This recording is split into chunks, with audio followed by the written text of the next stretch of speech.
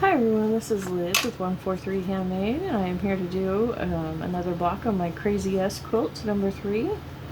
This is block number 28 of 30. We are getting super close to being done. I started it in January of this year, 2023. If you don't know what I'm talking about, I highly recommend that you go and check out my the intro video to this series. I'm trying to decide if I want to keep that salvage edged or not. No, probably not. So let's see, we'll start with this square there. So all I'm doing is I have a foundation piece of fabric, just in case this is your very first time here. Welcome, welcome. Please don't forget to hit that subscribe button if you haven't already. But this is the foundation fabric is an old sheet, and I just tore it down to the approximate correct sizes. It's going to be oversized, and that's great. And then I took some interesting 5-sided shapes just because that's the size and shape that I wanted to do. You can do whatever size and shape that you want as your center. You can have it be a square, you can have it be a circle if you want. I wouldn't know how to do circles. I don't sew curves, but you could, I guess. I don't know how you would do that. But you just start with the center shape, and then you just continue to add fabric around it. That's all.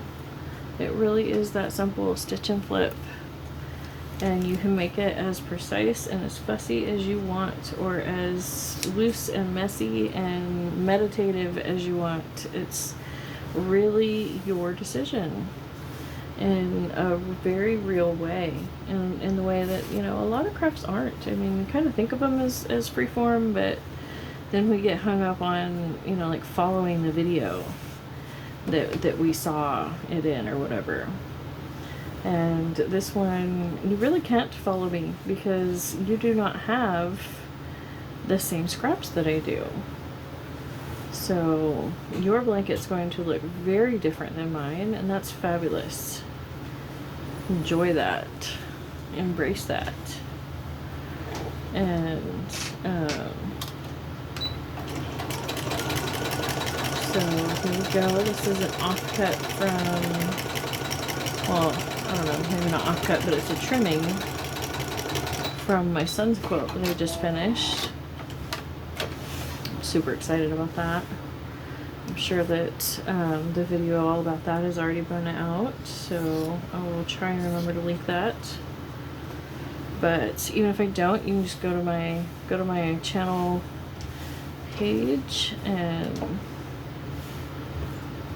I'm sure that it will be there.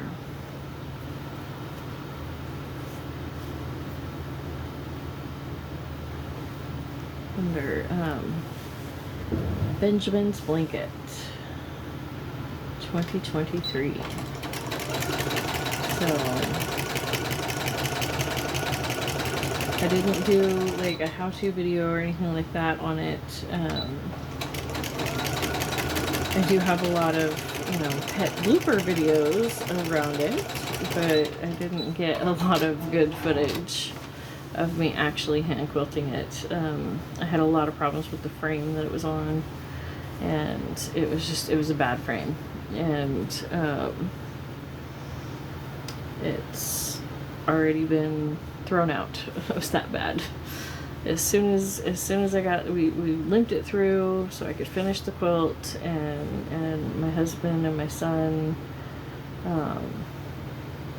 both worked on it at different times and put it back together, and it was a bad frame. And but even with the bad frame, I had so much fun, and I love doing it, and I definitely want to do more hand quilting once I have my art studio separate from my cats. Because as much as I love my cats, and I can't imagine my life without them, my house without them. I daydream about a craft space without them. Because, like I said, as awesome as cats are, it'd be nice to have a little space away. Just a little one. Just for part of the day. Not even all day, just part of the day. So, let's see, I'm trying to find another fairly narrow strip that I haven't used yet to go here. This is not a strip, but I can make it one. And just nip it down to where I have basically a straight edge.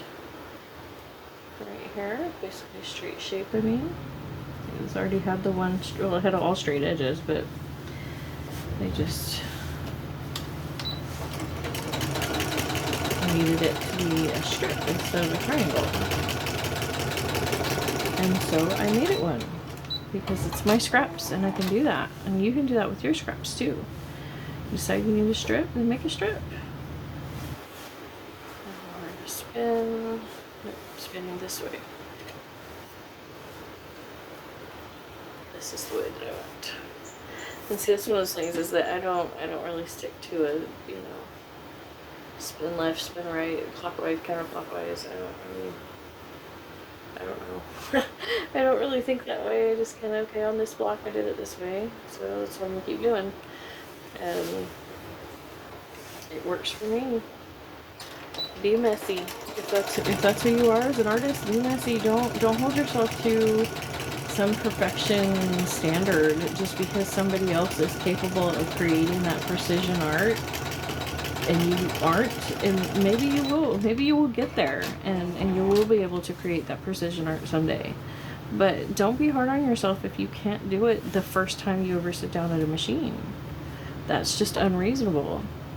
No genius, or not genius per se, but no famous artist, sat down with their chosen medium for that very first time and created a masterpiece. That's just not how that works. We need time to learn. It's really big. I don't need something that big for this corner. But on the corners, I do recommend making sure that you get something that's gonna, cover the corner well, from a decent ways out. You don't want to be right up on the edge on your corners, or have a seam right in the corner. It just makes it really bulky when you go to join your squares together. Is the issue. So I do want to keep an eye on that, but you can totally do this. I am confident in your abilities. If you are watching this, then it's because you want to do this. It's because there's some part of you that wants to make a blanket. And, you can totally do this. You can. I know I keep saying that, but you can. You can. I really, really believe in you. I really believe that anybody can learn to sew. It is a learned skill. It is not something that you're, either born with or you don't have. It's not at all like that. I wholeheartedly believe that it is something anybody can learn. Okay, I just want to make sure that it's long enough. That's the same fabric. Okay. Maybe this piece will work.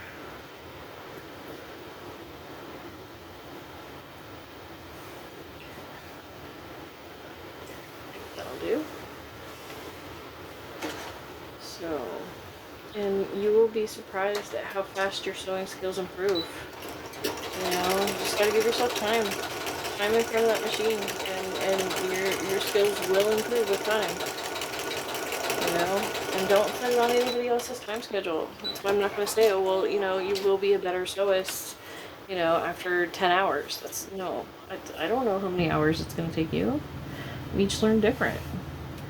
So I can't say that. I can't say, you know, well, you know, you spend 10 hours a day on it and this many weeks, you will be a better sewist. You will be a better sewist every single time you sew. Whether you notice it or not, you will be.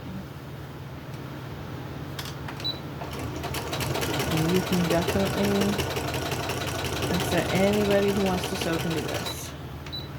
We're just laying fabric on and flipping. That's all we're doing. Stitch and flip. And, you know, I do occasionally throw in the occasional raw edge detail, but that's just as much because I like it and I want that texture on my blanket as it is to cover mistakes. That is a big part of, you know, why I raw edge applique on these quilts at all, is just to cover up mistakes, because it's just such an easy way to do it. You know, you just lay a piece of fabric on, stitch around it, and your mistake is now completely enclosed under that applique piece. And you've got that nice ruffled edge that it's going to get, frayed edge that it's soft when you wash it. It gets super soft. I really like that. I like the oh, what are they called?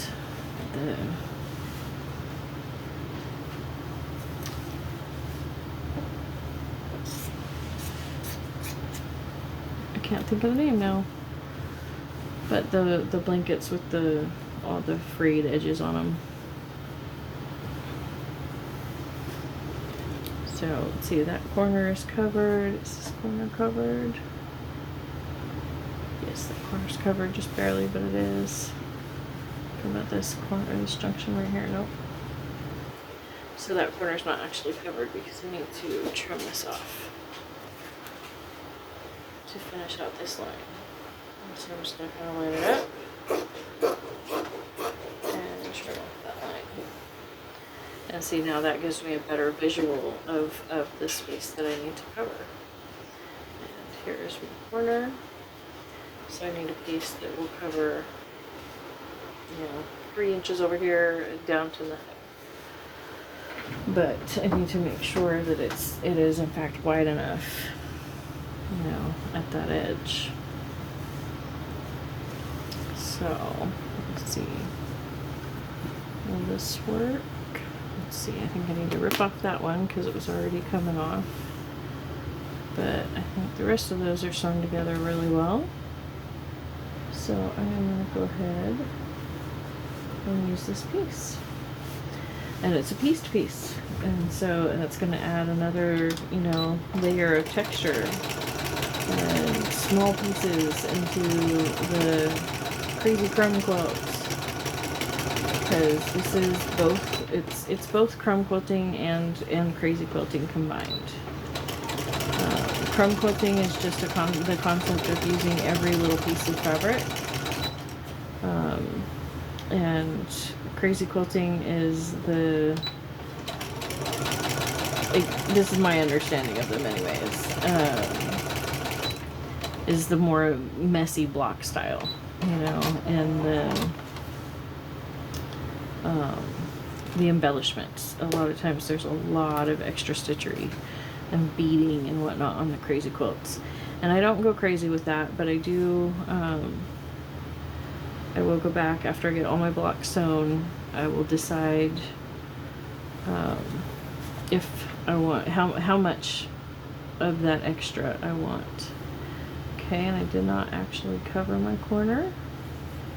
See that? I came up like, you know, that inch short, but that's okay. That's why I keep these little pieces, so that way when I have a corner that's not covered, which that would now be like so. Let's see if I'm going to use that piece.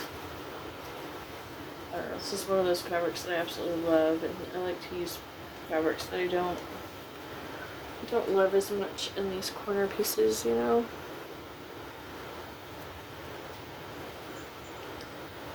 Let's see.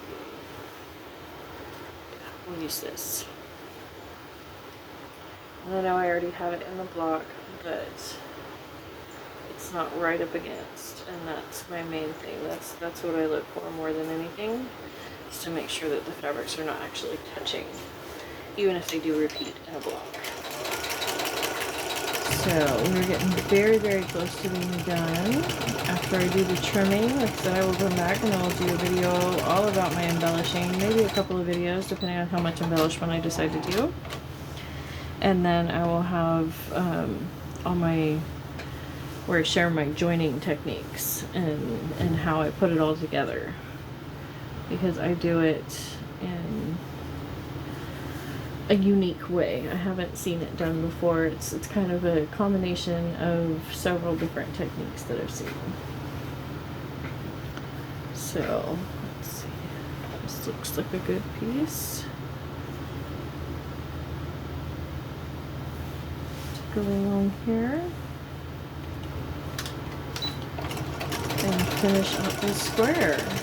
So thank you so much for joining me today. Don't forget to check out my eBay shop and my Etsy store if you're looking to purchase any of my stuff. I've got crumb quilts, blocks, or you know, just the crumb squares.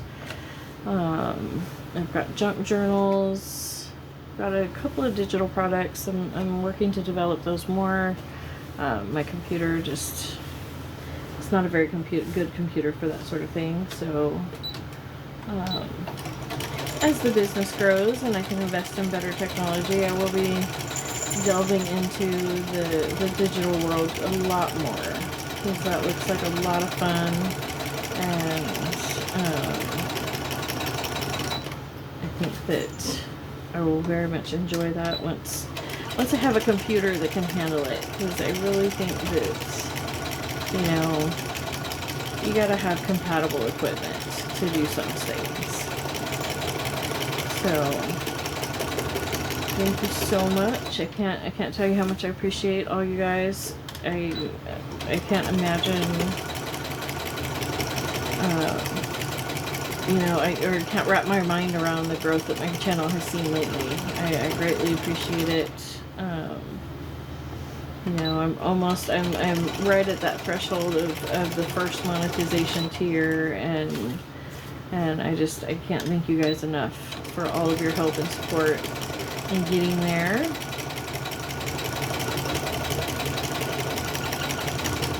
There we go.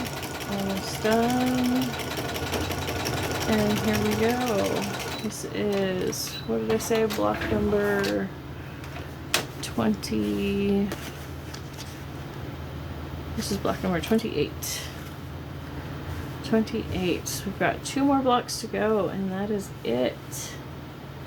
So thank you so much, and I can't wait to see you guys again.